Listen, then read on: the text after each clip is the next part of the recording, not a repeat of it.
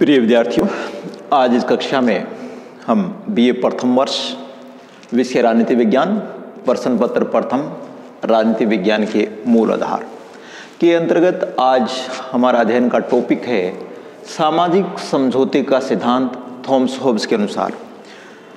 सामाजिक समझौता सिद्धांत में तीन संविदावादी या समझौतावादी या अनुबंधवादी विचारक हैं, थॉमस होब्स, जॉन लॉक और जॉन जैक रूसो। उसमें से आज हम पहला विचारक थॉमस होब्स के विचारों को जानेंगे। थॉमस होब्स के विचारों पर अगर हम देखें तो वहाँ के इंग्लैंड का जो गृह युद्ध था, उसके गृह युद्ध के वातावरण का प्रभाव उनके विचारों पर पड़ा है और उस गृह युद्ध से उत्पन्न परिस्थितियों का समाधान करने के लिए उन्होंने सामाजिक समझौता सिद्धांत दिया है। तो इन बातों को ध्यान में रख करके ही हम उनके गृह युद्ध की जो घटनाएं हैं उनको ध्यान में रखकर ही हम थॉमस होब्स के विचार को समझ सकते हैं। तो थॉमस होब्स का जन्म 1588 में, 1679 में उनकी मृत्यु हुई है।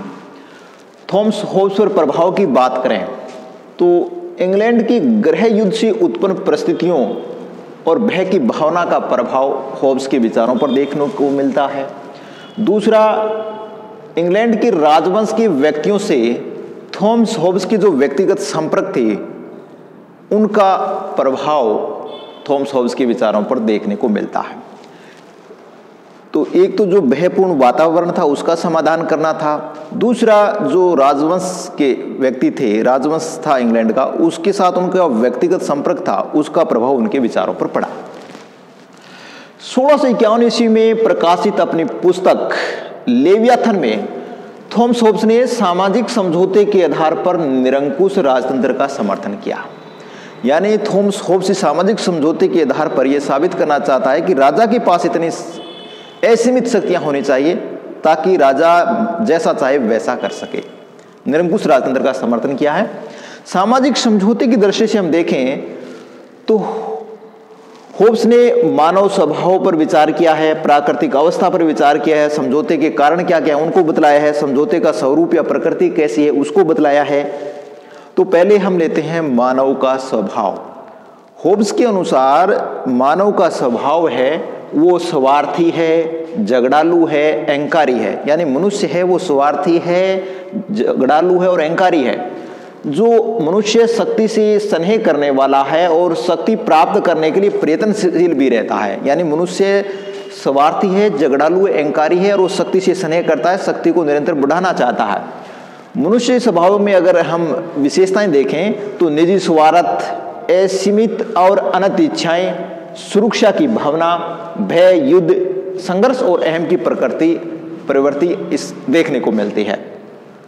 यानी होब्स के अनुसार मनुष्य स्वार्थी है, झगड़ालू, अहंकारी है, वो शक्ति को बनाए रखना चाहता है, उसमें बढ़ोतरी करना चाहता है, वो असीमित और अनंत इच्छाएं रखने वाला है, उसमें सुरक्षा की भावना भी है, भय और युद्ध और संघर्ष और अहम की प्रवृत्तियां देखने को मिलती है।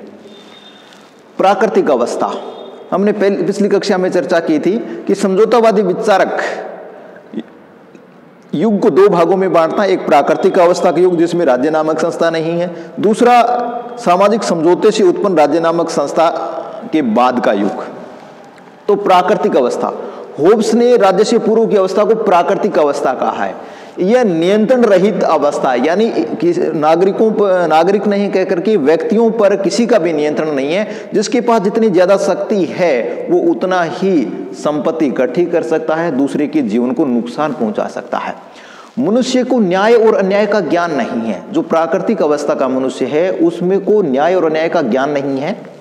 प्राकृतिक अवस्था में शक्ति ही सत्य की धारणा पर आधारित थी। यानी जिसके पास शक्ति है वही सत्य है, जो जितना ताकतवर है वो संपत्ति प्राप्त कर सकता है, दूसरे के जीवन को समाप्त कर सकता है। प्राकृतिक अवस्था में ऐसा युद्ध होता है जो प्रत्येक मनुष्य की ओर से प्रत्येक मनुष्य के विरुद्ध होता है। यानी लोग झगड़ालू हैं और जो शक्तिशाली होता है वो जीत जाता है। मनुष्य का जीवन एकाकी, दीन, अपवित्र, पाशविक व क्षणभंगुर होता है। केवल आत्मरक्षा का नियम प्रचलित था। यानी प्राकृतिक अवस्था में केवल एक ही नियम था आत्मरक्षा का, और आत्मरक्षा वही कर सकता था जो शक्तिशाली था। यानी कमजोर लोगों के लिए, दीनहीन लोगों के लिए जीवन संकट में था। कौन कह रहा है ये बात? थॉमस होब्स कह रहा है। ये सारे विचार थॉमस होब्स के अनुसार है, दूसरे विचारकों के अनुसार भिन्न हो सकते हैं। तो ऐसी परिस्थितियों में जब प्राकृतिक अवस्था में जीवन का जोखिम था, एक शक्तिशाली मनुष्य दूसरे कमजोर मनुष्य के जीवन को संकट में डाल सकता था, तो सभी सदस्यों ने, समाज के सदस्यों ने एक समझौते की रणनीति बनाई। और वो रणनीति ये थी कि जीवन और संपत्ति की सुरक्षा करनी है तो हमें समझौता करना पड़ेगा। और ये समझौता प्रत्येक व्यक्ति ने समाज के प्रत्येक दूसरे व्यक्ति के साथ किया और वो सशर्त किया।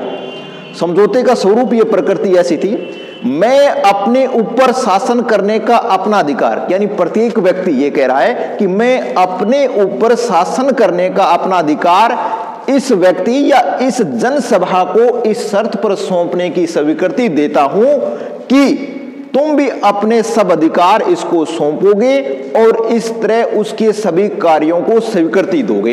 यानी प्रत्येक मनुष्य दूसरे मनुष्य को कह रहा है कि मैं अपने ऊपर शासन करने का अधिकार इस व्यक्ति या इस संस्था को सौंप रहा हूं, शर्त यह है कि तुम भी इस प्रकार का अधिकार इस व्यक्ति या इस जनसभा को सौंप दो और ये जो भी करे वो हम सब स्वीकार कर लें। समझौता सामाजिक है, राजनीतिक नहीं है। होब्स का समझौता सामाजिक है, राजनीतिक नहीं है, क्योंकि समाज का एक सदस्य दूसरे सदस्य के साथ समझौता कर रहा है और इस समझौते के परिणाम स्वरूप राजा का अस्तित्व आता है, शासक का अस्तित्व आता है। शासक समझौते का अंग नहीं है, समझौते का परिणाम है। इसलिए समझौता क्या है? सामाजिक है, राजनीतिक नहीं है। और समझौते का परिणाम होने के कारण राजा पर कोई बंधन नहीं है, शासक पर कोई बंधन नहीं है, वो जैसा चाहे वैसा कर सकता है। और अब समझौता भंग नहीं किया जा सकता, अब तोड़ा नहीं जा सकता, क्योंकि राजा आ गया है और राजा सारी जो अव्यवस्थाएं हैं, अराजकताएं, उनको समाप्त करेगा। और ऐसा करने के लिए उसके पास निरंकुश शक्तियां होनी चाहिए, असीमित शक्तियां होना चाहिए। तो होब्स अपने सामाजिक समझौते द्वारा एक निरंकुश और असीमित शासन की स्थापना करता है, जो व्यवस्था कायम करने के लिए किसी भी हद तक जा सकता है। थॉमस होब्स के सामाजिक समझौता सिद्धांत की विद्वानों द्वारा आलोचना की गई है। पहली आलोचना यह है कि मानव स्वभाव की व्याख्या होब्स ने एक तरफा की है। वो केवल मनुष्य को स्वार्थी, झगड़ालू, अहंकारी बताता है। मनुष्य स्वार्थी होता है लेकिन प्रार्थी भी होता है, सहयोग भी करता है, दूसरों पर दया भी करता है। इस गुण को थॉमस होब्स ने नहीं देखा। क्यों? क्योंकि थॉमस होब्स के समय ब्रिटेन में गृह युद्ध चल रहा था। उस गृह युद्ध को ही संपूर्ण सृष्टि के लिए, सभी देशों के लिए, सभी युगों में मानव स्वभाव का गुण थॉमस होब्स ने मान लिया। उसने एक तरफा व्याख्या कर दी, वो गलत है। दूसरी आलोचना ये की जाती है कि प्राकृतिक अवस्था काल्पनिक है। जिस प्रकार की प्राकृतिक अवस्था का वर्णन होब्स ने किया, उस प्रकार की प्राकृतिक अवस्था कभी नहीं रही है। राज्य या राज्य जैसी संस्था कभी न कभी मानव समुदाय पर रही है, उसने शासन किया है। समझौता अतार्किक है। एक मनुष्य दूसरे मनुष्य के साथ कैसे समझौता किया, उसमें ऐसा विबुद्धि और विवेक एकदम से कैसे आ गया, ये लगता है कि समझौता पूरी तरह अतार्किक है। वह के आधार पर राज्य की स्थापना नहीं। जिस प्रकार होब्स ने वह के आधार पर राज्य की स्थापना करना बतलाया है, वो उचित नहीं है, किसी तरीके से स्वीकार नहीं की जा सकती। होब्स का निरंकुश और स्वेच्छाचारी शासन का पक्ष लेना उचित नहीं है। आज के लोकतांत्रिक युग में 21वीं सदी में हम होब्स के निरंकुश और स्वेच्छाचारी शासन का समर्थन किसी भी आधार पर नहीं कर सकते। होब्स ने एक गलती यह की है कि राज्य व सरकार में अंतर होब्स ने नहीं किया है। होब्स राज्य और सरकार को एक ही मान लेता है, जो उचित नहीं है। राज्य तो हमेशा बने रहने वाली संस्था और सरकार में परिवर्तन लोकतंत्र की खूबसूरती है। तो आज की 21वीं सदी में होब्स के विचारों को हम पूर्णतः स्वीकार नहीं कर सकते, लेकिन कुछ उससे सीख अवश्य सकते हैं। शेष अगली कक्षा में। धन्यवाद।